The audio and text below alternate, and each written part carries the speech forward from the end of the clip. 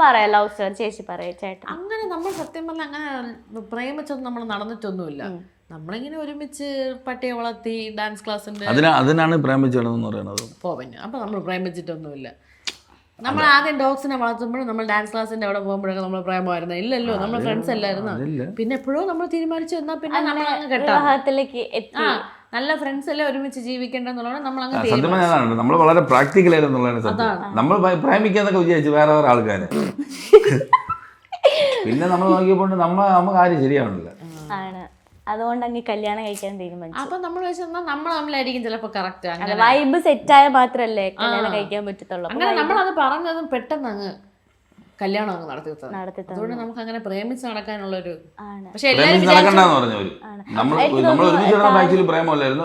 പക്ഷെ എല്ലാരും വിചാരിച്ചു നമ്മൾ നേരത്തെ പ്രേമത്തിലായിരുന്നു, ഇവര് കള്ളത്തനം പറഞ്ഞു നമ്മുടെ അടുത്ത്, അങ്ങനെയൊക്കെയാണ് വിചാരിക്കുന്നത്. സത്യമായിട്ടും അങ്ങനെയല്ല.